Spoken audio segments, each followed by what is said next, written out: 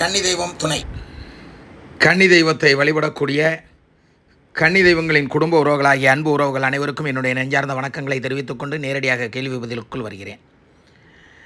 ஏற்கனவே இதை ஒரு பதிவில் கூறியிருக்கிறேன் என்று நினைக்கிறேன். மீண்டும் இந்த எழுத்துக்கள் இங்கே வருகிறதனால் இதை மறுபடியும் இங்கே பேசுகிறேன். என்னுள் இருக்கும் கன்னியை நினைக்கும் போதும் பேசும்போதும் எனக்கு பசியும் பெரிதல்ல, பணமும் பெரிதல்ல, பாசமும் பெரிதல்ல, குடும்பமும் பெரிதல்ல, நட்பும் பெரிதல்ல, நாடும் பெரிதல்ல, நம் வீடும் பெரிதல்ல, இந்த உலகை வாழ்க்கையும் பெரிதல்ல.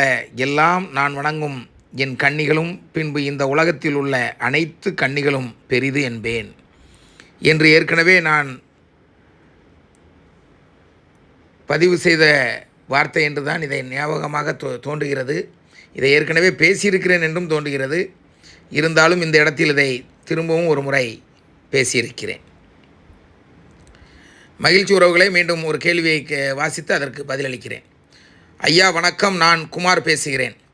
ஒருவர் ஏணி மீது ஏறுவது என்றால் முதல் படி வேண்டும். முதல் படி இல்லை என்றால் ஏணியில் ஏற முடியாது. கன்னி தெய்வத்தை பற்றி தெரியாமல் இருந்த எங்களுக்கு முதலில் வழிகாட்டி விட்டீர்கள். இனி நாங்கள் கன்னி தெய்வத்தை வணங்கி கன்னி தெய்வத்தின் துணை கொண்டு சிகரத்தின் உச்சி அடைவோம்.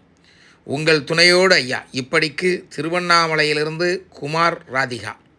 மகிழ்ச்சி உறவே, அருமையாக கூறியிருக்கிறீர்கள். உங்களுடைய எழுத்துக்களை நான் மனதார பாராட்டுகிறேன். கன்னி தெய்வமே துணை ஐயா. என் பெயர் குமார் ராதிகா. என் கனவில் ஒருவர் உயிரோடு இருப்பவர், ஒருவர் இறந்தவர். இருவரும் என்னிடம் வந்து இறந்தவர் சொல்கிறார், இனி நீ பேசிக்க என்று சொல்கிறார். உடனே நான் சொல்லிவிட்டேன், என்னிடம் ஒன்றும் இல்லை, என்னை வழிநடத்துவோர் என் கன்னி தெய்வம் ரூபனிசா லைசால் அத்தை கன்னி தெய்வங்கள் என்னை வழிநடத்துவோர், அவர்களிடம் கேட்டுக்கொள்ளுங்கள் என்று சொல்லிவிட்டேன். இதற்கு என்ன பதில் என்று கூறுங்கள் ஐயா என்று கேட்டிருக்கிறார்கள். இதற்கு என்ன கேள்வி என்றே முதலில் புரியவில்லையே. கனவில் வந்தவர் இறந்தவர், ஒருத்தர் உயிரோடு இருக்கிறார். இறந்தவர் உங்களிடத்திலே சொன்ன வார்த்தை பேசிக்க என்று.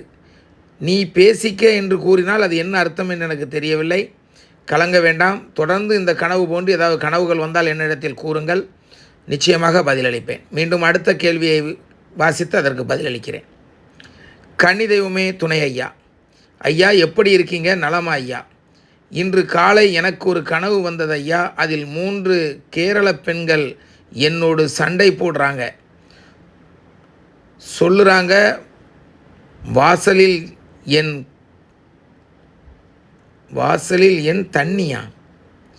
தண்ணி தெளிக்கிறாய் என்று. நான் சொன்னேன், என்னோட வீடு என்னோட வாசல், நான் தண்ணி தெளிப்பேன் என்று சொன்னேன். கேரளா பெண்கள்னாலே செய்வனை தான் ஞாபகம் வருது ஐயா என்று கூறியிருக்கிறார்கள். அப்படியெல்லாம் ஒட்டுமொத்தமாக நாம் நினைக்கக்கூடாது. மாந்திரிகம் கற்றுக்கொண்டவர்கள் எல்லா பகுதிகளிலும் இருக்கிறார்கள்.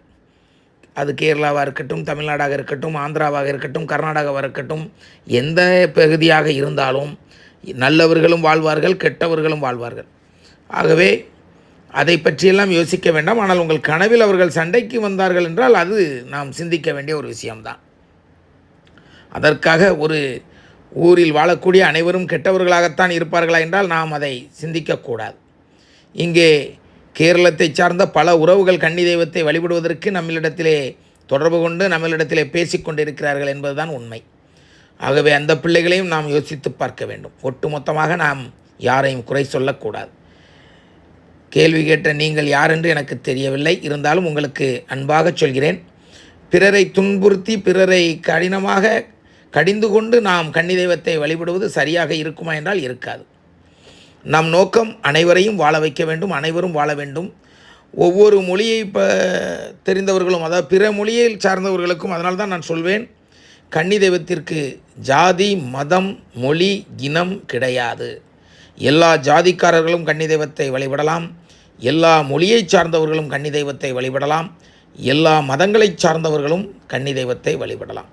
ஆகவே அன்பு பிள்ளைகளே, எதை பேசுகிறோம் என்பதை நிதானத்தோடு யோசித்து பேச வேண்டும். இருந்தாலும் மகளே, நீ கலங்காதே. எந்த கனவும் உன்னை ஒன்றும் செய்துவிட முடியாது. காரணம், உன்னோடு கூட இருப்பது கன்னி தெய்வங்கள். நீ நம்பிக்கையோடு இருக்கிறாய். ஆகவே தைரியமாக உன் வாழ்க்கையை வழிகொண்டு சென்று கொண்டே இரு. வெற்றி வந்து கொண்டே இருக்கும். நீ போகும் வழியெல்லாம் உன் கன்னி தெய்வம் உன்னை கண்காணித்து உன் பின்னே வந்து கொண்டே இருப்பார்கள். முன்னையும் பின்னையும் பக்கபலமாக வரக்கூடிய தெய்வம் இருக்கும் பொழுது நமக்கென்ன கவலை? எவர்கள் வந்தால் என்ன? அவர்களை அடித்து துரத்தும் சக்தி வாய்ந்த தெய்வங்கள் நம்மிடத்தில் இருக்கிறார்கள். மகிழ்ச்சியுறவே மீண்டும் அடுத்த கேள்விக்குள் செல்வோம். உலக தெய்வம் கோயிலுக்கு போகும்போது கன்னியம்மாவிடம் சொல்லிவிட்டு போகிறோம். சொல்லாத பட்சத்தில் சொல்லாமல் கோயில் சென்று வந்து கன்னியம்மாவின் பதியை பார்த்தால் கன்னியம்மாவின் பூ கீழே விழுந்து விளக்கு தானாகவே அமர்ந்து விடுது. கன்னி தெய்வம் துணையப்பா, இதற்கு விளக்கம் சொல்லுங்கப்பா என்று கேட்டிருக்கிறீர்கள். சிந்தித்து பார்த்தால் நீங்கள் ஏன் வெளியில் செல்லும் பொழுது அந்த தெய்வத்தை வழிபடாமல் செல்கிறீர்கள்? இப்பொழுது ஒரு எடுத்துக்காட்டிற்கு வைத்துக்கொள்ளுங்கள். நேற்று நான் மதுரைக்கு செல்ல புறப்பட்டேன். அத்தைகளின் பதியை தாண்டி என் கால் ஒரு 2 ஸ்டெப் வைத்து விட்டது. பின்பு அப்படியே அத்தைகளின் பதிக்குள் திரும்ப வந்து அத்தைகளை வணங்கிவிட்டு, உங்கள் பிள்ளை நான் செல்கிறேன், நான் செல்லும் இடத்திற்கெல்லாம் நீங்கள் வருவீர்கள், நான் என்னோடு வருவது மட்டுமின்றி உங்களை நம்பும் பிள்ளைகளையெல்லாம் ஆசீர்வதித்து நாம் அனைவரும் நலமோடு வளமோடு வாழ வேண்டும், நான் பெற்ற செல்வங்களாயும் பார்த்து கொள்ளுங்கள், நான் கட்டிய என் மனைவியும் பார்த்து கொள்ளுங்கள் என்று என்னோடு பிறந்த உடன்பிறப்புகள் மற்றும் உங்களை வணங்கக்கூடிய அனைத்து உறவுகளையும் வாழ வையுங்கள் என்று கூறிவிட்டு வெளியில் சென்றேன்.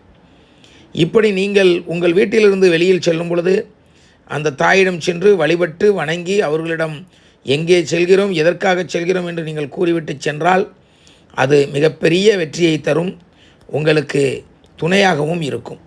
ஆகவே தெளிவாக ஒன்றை மட்டும் தெரிந்து கொள்ளுங்கள். வீட்டிலிருந்து வெளியில் செல்லும் பொழுது உங்கள் சொந்த பந்தங்கள் இருந்தால் உங்கள் மனைவியோ தாயோ தகப்பனோ அண்ணனோ தம்பியோ சகோதரியோ சகோதரனோ எவராக இருந்தாலும் சொல்லிவிட்டு செல்வீர்களே, பஜார் வரை சென்று வருகிறேன், இந்த வேலைக்காக செல்கிறேன், போயிட்டு வருகிறேன் என்று சொல்லி செல்வது வழக்கம். ஆனால் அதையெல்லாம் விட உங்கள் கன்னி தெய்வத்தினம் சென்று இருகரம் கூப்பி மனதார, தாயே இந்த காரியமாக இந்த இடத்திற்கு செல்கிறேன், என்னை பாதுகாத்து கொள்ளுங்கள், நான் பேசக்கூடிய ஒவ்வொரு வார்த்தைகளிலும் ஒவ்வொரு விஷயங்களிலும் நீங்கள் என்னோடு கூடவே பயணம் செய்ய வேண்டும், நான் பேசக்கூடிய வார்த்தைகளிலிருந்து அதற்கு நல்ல வெற்றியை தர வேண்டும் என்று வேண்டி செல்லுங்கள். நிச்சயமாக வெற்றிகள் கிடைக்கும். அடுத்தபடியாக ஒரு ஆடியோ, அதை கேட்டு பதிலளிக்கிறேன்.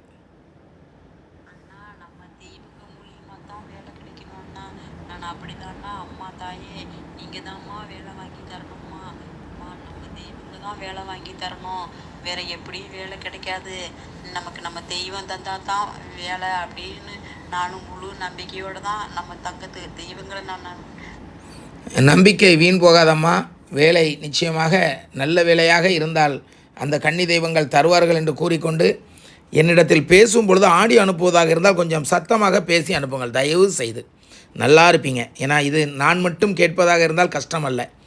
அனைத்து கேள்விகளையும் இங்கே பதிவு செய்து அதற்கான பதில் தர இருப்பதனால் நீங்கள் தயவு செய்து ஆடியோக்களை சவுண்டாக பேசி அனுப்புங்கள். கன்னி தெய்வங்களே துணை ஐயா, நீங்கள் அடுத்தடுத்து பதிவை போடுறது மனசுக்கு ரொம்ப மகிழ்ச்சியாக உள்ளதுங்க ஐயா, ரொம்ப மனசுக்கு சந்தோஷமாக இருக்குதுங்க ஐயா. இதை கேட்டாலே எங்களுக்கு மனக்கவலை மனக்குழப்பம் எல்லாமே இன்னுமே இல்லாமல் போயிடுதுங்க ஐயா. எல்லாத்துக்கும் அனைத்து கன்னி தெய்வ பிள்ளைகளுக்கும் ஐயா. ஐயா நான் வந்து இப்போ இதில் இருக்கேன் கம்பெனியில், அதனால் உங்களுக்கு பேசுகிறது கேட்குறேன்னு தெரியல, கோச்சிக்காதீங்கய்யா. எப்பவுமே உங்களுடைய ரூபிசால் ஐசால் கன்னியம்மாக்களோட ஆசீர்வாதம், உங்களோட ஆசீர்வாதம் எப்பவுமே, உங்களுடைய அன்பு ஆசீர்வாதம் எப்பவுமே அனைத்து பிள்ளைங்களுக்கு இருக்கணும்யா. மனசார நான் நிச்சயமாக அனைவருக்கும் நம்ம ஆசீர்வாதம் எப்பொழுதும் உண்டு என்பதை உறுதியாக கூறிக்கொண்டு, கம்பெனியில் இருக்கும் பொழுது நீங்கள் செல்ஃபோன் உபயோகப்படுத்தலாமா? உபயோகப்படுத்த அனுமதி இருந்தால் மட்டும் உபயோகப்படுத்துங்கள். ஏனென்றால் ஒரு இடத்திற்கு வேலைக்கு செல்லும் பொழுது நாம் தேவையில்லாமல் செல்ஃபோனை உபயோகப்படுத்தி அதனால் வேலை சென்று விடக்கூடாது. வேலை போன பிறகு கன்னி தெய்வத்தை குறை கூறக்கூடாது.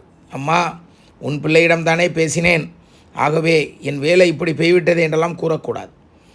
யாரிடம் பேசினாலும் நாம் ஒரு உத்தியோகத்திற்கு சென்றிருந்தால் அந்த உத்தியோகத்தை தந்த அந்த ஓனருக்கு, அந்த முதலாளிக்கு விசுவாசமாக இருந்து அங்கே அந்த பணியை மட்டும்தான் கண்காணிக்க வேண்டும், கவனிக்க வேண்டும். மகிழ்ச்சி உறவை மீண்டும் அடுத்த ஆடியோவை கேட்டு பதிலளிக்கிறேன். இன்னைக்கு வந்து ஒரு காலையில் நானும் எங்கள் அப்பா அம்மா ஒரு முனியாண்டி கோயிலுக்கு போனோம்யா வீட்டுக்கிட்ட. அங்கே வந்து ஒருத்தர் வந்து அருள் வந்து சாமி ஆடிட்டு இருந்தாருங்க. அதாவது நாங்க வந்து எதிர்பார்க்கல, எல்லாரும் போய் கேட்டாங்கய்யா. நாங்க அப்ப கூட்டத்துல நாங்க நின்னுட்டு இருந்தோங்க. ஆமா. அது எல்லாத்துக்கும் சொல்லி முடிச்சுட்டு கடைசியில எங்க கிட்ட வந்து இந்த மாதிரி நீங்க உங்க குலதெய்வம் வந்து 18ஆம் படி கருப்பு, உங்க வீட்டுல வந்து கன்னி இருக்கு அப்படின்னு சொல்லி சொன்னாருங்க. என் வீட்டுல கன்னி இருக்கு, மொத்தம் 2 கன்னி இருக்கு. ஆனா ஒரு கன்னி அழுதுட்டு இருக்கு, இன்னொரு கன்னி மாண்ட கன்னி அப்படின்னு சொல்லி சொன்னாருங்க. நீங்க பெட்டி வச்சு நீங்க கும்பிடணும், பெட்டி வச்சு நீங்க பெட்டியில வச்சு நீங்க கும்பிடணும், கும்பிடுங்க நீங்க நல்லா வருவீங்க அப்படின்னு சொல்லி சாமியாடி சாமி வந்து சொன்னாருங்கய்யா. ஆனா எல்லாருக்கும் எல்லாம் கரெக்டா தான் சொன்னாரு. சொல்லிட்டு அதுக்கடுத்து எங்களுக்கு சொன்னாருங்கய்யா, நீங்க உங்களுக்கு அழகர் மலை ராக்காயும் பேச்சியும் கூட துணை, உங்களுக்கு கூட துணையா இருக்காங்க. 18ஆம் படி கருப்பு உங்களுக்கு வந்து காவலா நிக்கிறாரு. கன்னி உங்களுக்கு முதல் தெய்வமா உங்களுக்கு கன்னி நிக்குது, உங்களுக்கு அடுத்து இவங்க இருக்காங்க அப்படின்னு சொல்லி சொன்னாருங்கய்யா. முதல் தெய்வமா கன்னி இருக்குன்னு சொல்லி சொன்னாருங்கய்யா. அடுத்து கருப்பசாமி ராக்காயி பேச்சு எல்லாம் நிக்கிறாங்க. ஒரு கன்னி ரொம்ப அழுதுட்டு இருக்கு, கன்னி வெளியில இல்ல வீட்டுக்குள்ள இருக்கு, ஆனா ஒண்ணு அழுதுட்டு இருக்கு. இன்னொன்னு மாண்ட கன்னி ஒண்ணு இருக்கு, அந்த மாண்ட கன்னியை நீங்க பெட்டி வச்சு கும்பிடுங்க அப்படின்னு சொல்லி சொன்னாருங்கய்யா. எனக்கு ஒன்றும் புரியல. மாண்ட கன்னினா என்ன? முதல் சேலை வச்சு கும்பிட்டோம், பெட்டிக்குள்ள புடவையெல்லாம் எடுத்து வச்சு அங்க கும்பிட்டோம். கும்பிட்ட பின்னாடி ரொம்ப எங்களுக்கு ரொம்ப, அதாவது முதல் 3 வருஷம் கும்பிட்டு அதுக்கடுத்து 7 வருஷம் கும்பிடல எங்க வீட்டுல, எங்க தலைமுறையில. அதுக்கடுத்து திருப்பி 2-3 வருஷம் புடவை எடுத்து வச்சு கும்பிட்டோம்.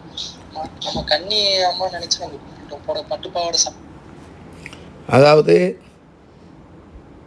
அந்த தெய்வம் கூறியது மாண்ட கன்னி என்பது இறந்த பெண் குழந்தைகளைத்தான் அப்படி சொல்கிறார்கள். அவர்கள்தான் ஒரு பெண் குழந்தை நம் வீட்டில் பிறந்து இறந்து அவர்கள் தெய்வமான பிறகு அவர்களை கன்னி தெய்வமாக நாம் வணங்கி கொண்டிருக்கிறோம். அதெல்லாம் விடுங்க பிரதர், உங்களுக்கு ஏற்கனவே நான் கன்னி தெய்வத்தை பற்றி நிறைய கற்றுக் கொடுத்திருக்கிறேன். மீண்டும் நீங்கள் எல்கேஜி யூகேஜி ஃபஸ்ட் ஸ்டாண்டர்டுக்கு போகக்கூடாது. நீங்கள் இதில் இப்போ எஜுகேஷ்னல் முடித்து ஆமாம் டிகிரி வாங்கியாச்சு நம்மகிட்ட கன்னி தெய்வத்தில். ஆக மீண்டும் முதலிலிருந்தே ஆரம்பித்தால் அது மிகப்பெரிய கஷ்டமாகிவிடும். ஆகவே அன்பு பிள்ளைகளே, நம்முடைய பதிவுகள் அனைத்தையும் 1வது பதிவிலிருந்து பாருங்கள், ஒன்றன் பின் ஒன்றாக பாருங்கள். இன்றைய வர அனைத்து பதிவுகளையும் கேட்டுவிட்டு என்னிடத்தில் கேள்விகள் கேளுங்கள். சுமார் 365வது பதிவு வரை பேசியிருக்கிறேன். அதற்கு முன்பாக நிறைய சேவைகள் செய்திருக்கிறோம், அதையும் முடிந்தால் பாருங்கள். மகிழ்ச்சி உறவே, மீண்டும் அடுத்த ஆடியோவை கேட்டு பதிலளிக்கிறேன். பாவாடை சட்டை எடுத்து வச்சு கும்பிட்டோம். ஆமா, எல்லாம் உங்களுடைய ஆசீர்வாதம். ஆனா இன்னைக்கு கோயில்ல வந்து பல பெட்டியெல்லாம் வச்சு கும்பிட சொல்றாங்கய்யா. அவர் சொன்னாரு, நல்லா சாமியாடி உக்கிரமா சொன்னாருங்கய்யா. ஆனா சரி, எதுனாலும் சரி, இப்பயும் போல வேற என்ன வேணா சொல்லட்டும், நாங்க நம்ம சாமி. நீங்கள் முதல்ல அந்த சாமிகிட்ட என்ன கேட்டிருக்கணும்னா, நான் கன்னி தெய்வத்தை வழிபட முழு முயற்சியோடு இருக்கிறேன், முழு ஏக்கத்தோடு இருக்கிறேன், அந்த தெய்வத்தின் ஆசீர்வாதம் எனக்கு வேண்டும், அதையெல்லாம் விட நான் என் கடமையை செய்ய வேண்டும், என் கன்னி தெய்வத்திற்கு நான் என் கடமையை செய்ய வேண்டும், அதற்கு எனக்கு முதலாவதாக ஒரு சொந்த வீடு வேண்டும் என்று அந்த தெய்வத்திடம் நீங்கள் சொந்த வீடை கேட்டிருக்கலாமே. இதை கூட யோசிக்காமல் விட்டுவிட்டீர்களே. இப்படிப்பட்ட தெய்வங்கள் பேசும் பொழுது சொந்த வீடை நிச்சயமாக கேளுங்கள். அந்த சொந்த வீடு எதற்குன்னு கேட்டால், சொந்த வீட்டை நான் வாழணும், என் கன்னி தெய்வத்தை நிரந்தரமாக பதியமைத்து வழிபட வேண்டும் என்று கேளுங்கள். மகிழ்ச்சி உறவே, மீண்டும் உங்களுடைய ஆடியோவை கேட்டு பதிலளிக்கிறேன். கும்பிட்டுட்டு நம்ம ஐயா என்ன சொன்னாரோ நம்ம ஐயா சொன்னபடி நம்ம கேட்போம். அவருடைய வாக்கு தான் நம்மளுக்கு முக்கியம். எதுனாலும் நம்ம அவர்கிட்ட நம்ம கேட்டுக்குவோம். அவர்கிட்ட நம்ம கேட்காம எந்த ஒரு விஷயத்தையும் நம்ம வந்து செய்யக்கூடாது. அவருடைய வாக்கு தான் நம்மளுக்கு வந்து ரொம்ப முக்கியம். அதனால அவர்கிட்ட நம்ம எதனாலும் கேட்டுட்டு நம்ம எப்பயும் போல நம்ம கும்பிடுவோம், இவங்களை கும்பிடுவோம். நம்மளுக்கு நம்ம குழந்தைகள் தெய்வத்தை நம்ம வழிபடுவோம். அவங்க தான் நம்மளுக்கு எல்லாமே. மகிழ்ச்சி உறவே, நான் நிச்சயமாக உங்களுக்கு சிறப்பான வழிகாட்டுதலை காட்டியிருக்கிறேன். 100% மட்டுமல்ல, 1,00,000% நீங்கள் கணக்கு போட்டாலும் அத்துணை சதவிகிதத்திலும் நிறைவான வாழ்க்கையை தரும் தெய்வத்தை நான் உங்களுக்கு வழிகாட்டியிருக்கிறேன். நீங்களும் நம்பிக்கையோடு வழிபடுங்கள். வெற்றி மேல் வெற்றியை உங்களுக்கு தர அந்த தெய்வத்திடம் நானும் வேண்டிக் கொண்டு அடுத்த ஆடியோவை கேட்கிறேன். ஐயா, அதாவது எங்களுக்கு தெரிஞ்சது இப்ப 3 பேர் தாங்க கன்னி தெய்வங்கள். ஒண்ணு எங்க தாத்தாவோட தங்கச்சி, எனக்கு பாட்டி. இன்னொன்னு எங்க தாத்தாவோட தம்பி மக, அவங்க அந்த அம்மா, இன்னொரு அம்மா, அவங்க எனக்கு அத்தை. இன்னொன்னு எங்க கூட பிறந்த அக்கா. எனக்கு தெரிஞ்சு 3 பேர் தான். இதுல இன்னொன்னு புதுசா என்னமோ சொல்றாங்கய்யா. அதான் எனக்கு ஒன்றும் மாண்டக்கனினா என்னன்னு கொஞ்சம் எனக்கு சந்தேகமா இருக்கு. அதான் உங்கள்கிட்ட கேட்குறேன், எதுவும் தப்பா நினைச்சுக்காதீங்க. நான் ஏற்கனவே உங்களுடைய 2வது ஆடியோவை கேட்டு பதிலளித்து விட்டேன். இந்த மூவரில் ஒருவரை அதற்கு கண்ணுக்கு காட்டியிருப்பார்களாக இருக்கும். ஆகவே அதை பற்றி அவர்கள் சொல்லியிருப்பார்கள். அச்சப்பட ஐயப்பட எதுவும் தேவையில்லை. தைரியமாக உங்கள் வீட்டில் இருக்கக்கூடிய கன்னி தெய்வத்தை வழிபடுங்கள். அவர் கன்னி தெய்வத்தை தான் அப்படி மாண்ட கன்னி என்று கூறிவிட்டால் கன்னி தெய்வம்தான். நன்றி, மகிழ்ச்சி. மீண்டும் உங்களுடைய ஆடியோவை தொடர்ந்து கேட்கிறேன். ஐயா, இது இருந்தாலும் சரி, நான் எப்பயும் போல எங்கள் கன்னி தெய்வங்களை நம்ம நல்ல முறையில் நம்பிக்கையோட நான் வழிபடுறேன். இது மேலே அவங்க பார்த்துக்குவாங்க. நம்ம ரூபிசா லைசால் அம்மா இருக்காங்க, அவங்க இருப்போம், அவங்க பார்த்துக்குவாங்க. நீங்கள் இருக்கீங்க, இதனால் நீங்கள் பார்த்துக்கோங்கய்யா. மகிழ்ச்சி மகிழ்ச்சி மகிழ்ச்சி. கண்டிப்பாக நாம் வணங்கக்கூடிய தெய்வங்கள் அனைவருமே நம்மோடு கூட இருந்து நம்மை வழி நடத்துவார்கள். மீண்டும் ஒரு ஆடியோவை கேட்டு பதிலளிக்கிறேன். அனைத்தும் உங்கள் ஆடியோ தான் என்று நினைக்கிறேன். பார்ப்போம். எங்கள் அம்மாட்ட இந்த மாதிரி கன்னி தெய்வங்கள்கிட்ட உத்தரவு போட்டு கேட்டீங்கய்யா. கேட்டதுக்கு இந்த மாதிரி சொல்கிறாருமா, அவர் சொன்ன மாதிரி அது உண்மையான்னு கேட்டேன். மாட்டக்கண்ணி கேட்டது தப்பு சரியா தெரியல, குழப்பத்தில் தெரியாமல் கேட்டுட்டேன். ஆனால் அவங்க வந்து குங்குமம் கொடுத்தாங்க, உண்மை அப்படின்னு சொல்லி. அவங்க நல்ல விஷயத்துக்கு வராங்களா கெடுதல் விஷயத்துக்கு வராங்களான்னு கேட்டு நல்ல விஷயத்துக்கு தான் வராங்க, இது குங்குமம் கொடுத்தாங்க. சரிம்மா, அது யாரும் தெரியல, எது இருந்தாலும் சரி நீ பார்த்துக்கோமா. ஏன்னா இவங்க வந்து கன்னி குழந்தைகள். இவங்க வந்து மாண்டக்கடினா அவங்க வந்து வேற அப்படின்னு சொல்லி சொன்னாங்கய்யா. அவங்க வந்து அதாவது வயசுக்கு வந்து திருமணம் ஆகாம வயதுக்கு வந்திருந்தால் நான் அதை கன்னி தெய்வத்திடம் ஒப்பிட மாட்டேன். கன்னி தெய்வத்தோடு வைத்து வழிபடு என்று கூற மாட்டேன். வயதுக்கு வராத குழந்தைகளை மட்டும்தான் அவ்வாறு கூறுவேன் என்று கூறிக்கொண்டு மீண்டும் உங்களுடைய ஆடியோவை கேட்கிறேன். இறந்தவங்க கன்னியா இறந்தவங்க தான் மாண்டக்கன்னி. அந்த மாதிரி ஒருத்தவங்க இறந்துருக்காங்க, தீ குளிச்சு இறந்துருக்காங்க. எங்க குடும்பத்துல ஒருத்தவங்க, எங்க தாத்தாக்கு அத்தை வேணும், அவங்கதான் மாண்டக்கண்ணின்னு ஆரம்பத்துல சொன்னாங்க. அவங்களெல்லாம் நம்ம கன்னி தெய்வமாக ஒப்பிட வேண்டாம். உங்கள் குடும்பத்தில் இருந்த முன்னோர் என்று ஒப்பிடுவதுதான் சரி. மீண்டும் அடுத்த ஆடியோவை கேட்டு பதிலளிக்கிறேன் உறவே. நீங்க ஏற்கனவே நீங்க பல பதிவுல பல முறை நீங்க சொல்லியிருக்கீங்க. இப்போ கூட நீங்க முதல் பதிவுல கூட நீங்க சொன்னீங்கய்யா. அவங்க கேட்டாங்கய்யா, இந்த மாதிரி வச்சு கும்பிடுறோம், 22 வயசு ஆகுதுங்க. ஆனா நீங்க சொல்லியிருக்கீங்க வச்சு கும்பிடக்கூடாது, அவங்க வேற இவங்க வேற, நீங்க பல பதிவுல சொல்லியிருக்கீங்க. அந்த மாதிரி கோயில சொல்றாங்களே ஒரு சந்தேகத்துக்கு நான் உங்கள்கிட்ட கேட்குறேன். இது வந்து மற்றவங்களுக்கு கொஞ்சம் பயன்படுங்க, அதனாலதான் நான் கேட்குறேன். அதாவது என்ன நினைச்சுக்காதீங்க. நான் எப்பயும் போல உங்களுடைய வழிகாட்டுதலால உங்களுக்கு வந்து கன்னி தெய்வங்கள் கிடைச்சிருக்காங்க. உங்களை எப்பயும் போல நாங்கள் வழிபடுவோம்யா. அதுவே எங்களுக்கு போதும்யா. அவங்களே எங்களுக்கு அதுவே எங்களுக்கு கிடைச்ச மிகப்பெரிய பாக்கியம். அவங்களே அப்பா தம்பி கடை. மகிழ்ச்சி மகிழ்ச்சி மகிழ்ச்சி. நிச்சயமாக நம் வழிகாட்டுதல் வீண் போகாது. நம்பி பிடியுங்கள், வாழ்வில் எல்லா நலமும் பெறுங்கள் என்று கூறிக்கொண்டு அடுத்த ஆடியோவை கேட்கிறேன். புதுக்கோட்டையில் பார்த்துக்கிட்டு இருக்கான்ப்பா. கடை ஒன்று இருக்குது, ஆனால் அதுக்கு பணம் தேவைப்பட்டதுனால பணம் ரெடி பண்ணால் லோனுக்காக தான்ப்பா பிள்ளை 3 மாதமாக அலைஞ்சிக்கிட்டு இருக்குதுங்க. அது ரெடியானதும் கடை திறந்துருவான்ப்பா. நிச்சயமாக நல்லதே நடக்கும், கன்னி தெய்வத்தின் ஆசீர்வாதத்தோடு என்று கூறிக்கொண்டு அடுத்த ஆடியோவை கேட்கிறேன். வணக்கம் அண்ணா, கன்னி தெய்வமே துணை. அண்ணா 350வது பதிவில் என்னோட கேள்விகளுக்கு பதில் சொல்லியிருந்தீங்க. ஆனால் அதில் ஒரு சின்ன விஷயம்னா, எங்கள் பையனுக்கு வந்து கன்னி தெய்வம் உடம்புல வருதுன்னு சொல்லலைங்கண்ணா. பட் அவர் ஃபீல் பண்ணுறாரு, நடக்கிற மாதிரி இருக்குது, அவர் மேலே டச்சிங் ஃபீல் இருக்குது. ஸோ அதை தாங்கண்ணா நான் மென்ஷன் பண்ணியிருந்தேன். ஆனால் நீங்கள் மேலே வருது அதனால தான் உடம்பு வலி வருதுன்ற மாதிரி நீங்கள் சொல்லியிருந்தீங்க பதிவில். ஆனால் அந்த பாடி பெயின் வர்றது வந்து அந்த அதை ஃபீல் பண்ணுறதுனாலையும் வருமா என்னன்றது எனக்கு தெரியல. அதனால தாங்கண்ணா அந்த கொஸ்டினே கேட்டிருந்தேன். இதுக்கு எனக்கு விளக்கம் கொடுத்தீங்கன்னா நல்லா இருக்குங்கண்ணா. 100% ஒரு கன்னி தெய்வம் ஒருவர் உடம்பை தேர்ந்தெடுத்து வந்தால் அதை உடம்பு வலி வரவே வராது, அதாவது பாடி பெயின் வரவே வராது. அது மட்டுமல்ல, ஒரு கன்னி தெய்வம் அருகிலிருந்து உணர்வுகளை காட்டினாலும் உடம்பு வலி வரவே வராது. உடம்பு வலி வருகிறது என்றால் அவர்களை வேறு ஏதோ அச்சுறுத்தல் செய்கிறது என்று தான் அர்த்தம். பயப்பட வேண்டாம். நீங்கள் வணங்கக்கூடிய அந்த கன்னி தெய்வத்தினமே ஒப்படைத்து விடுங்கள். நிச்சயமாக அவர்களை ஒன்றும் செய்துவிட முடியாது என்று கூறி இன்றைய பதிவிலிருந்து விடைபெற்று மீண்டும் நாளைய பதிவில் உங்களை சந்திக்கிறேன் என்கிறேன். அன்பு உறவுகளே, ஒரு விஷயத்தை நன்கு தெரிந்து கொள்ளுங்கள். நம்முடைய பதிவுகள் அனைத்துமே முக்கியமானது. ஏதோ 2 நிமிஷம் கேட்டேன் விட்டுட்டு போனேன் அப்படி இல்லாமல் முழுவதையும் கேளுங்கள் என்று கூறிக்கொண்டு உங்களிடத்திலிருந்தே விடைபெறுகிறேன். கன்னி தெய்வம் துணை, கன்னி தெய்வமே துணை.